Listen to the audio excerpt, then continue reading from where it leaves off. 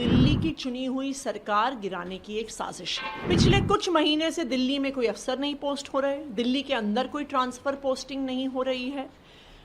जब से चुनाव की घोषणा हुई है, अफसरों ने मीटिंगों में आना बंद कर दिया है। एलजी साहब बार बार बेबुनियाद चिट्ठियां एमएचए को लिख रहे हैं। बहुत आसान है ना, फिर तो आप एक एक करके विपक्ष के सारे मुख्यमंत्रियों को गिरफ्तार कर लीजिए।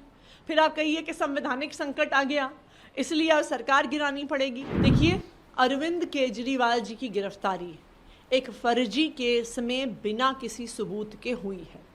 क्यों? क्योंकि ये दिल्ली की चुनी हुई सरकार गिराने की एक साजिश है। अब हम पिछले कुछ महीने से हो रहे कई कदमों को देखते हैं तो ये समझ में आ रहा है कि ये एक सोची समझी साजिश है। पिछले कुछ महीने से दिल्ली में कोई अफसर नहीं पोस्ट हो रहे, दिल्ली के अंदर कोई ट्रांसफर पोस्टिंग नहीं हो रही है। जब से चुनाव की घोषणा हुई है, अफसरों ने मीटिंगों में आना बंद कर दिया है। हमने देखा है कि पिछले एक हफ्ते से एलजी साहब बार बार बेबुनियाद चिट्ठियां एमएचए को लिख रहे हैं। मुख्यमंत्री के निजी सचिव को हटाया गया है। ये सारे इस बात के लक्षण हैं कि दिल्ली की चुनी हुई सरकार को गिराने की कोशिश हो रही है। आप लोग समय से बात करते होंगे, क्या ये संभव है कि राष्ट्रपति शासन लगाया जाए ऐसे में, जबकि आपने 2 महीने पहले फ्लोर टेस्ट में बहुमत साबित किया?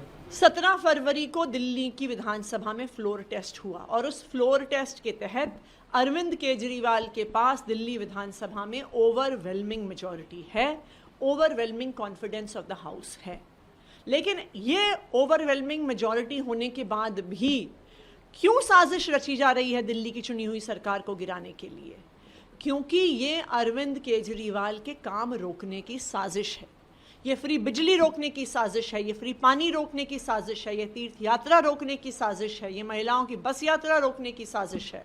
और सबसे महत्वपूर्ण बात, जो अरविंद केजरीवाल जी ने वादा किया कि वो दिल्ली की महिलाओं को 1000 रुपये महीने देंगे, इसको रोकने की साजिश राजनीतिक प्रतिद्वंदियों द्वारा करी जा रही है। आपने फ्लोर टेस्ट की बात की, लेकिन नेता मुख्यमंत्री होता है, नेता भी क्योंकि जेल में, तो बीजेपी या जो भी आरोप लगाए जा रहे हैं, इससे आधार बनाया जा सकता है कि नेता ही नहीं है तो सरकार कैसे चलेगी? तो बहुत आसान है ना, फिर तो आप एक एक करके विपक्ष के सारे मुख्यमंत्रियों को गिरफ्तार कर लीजिए।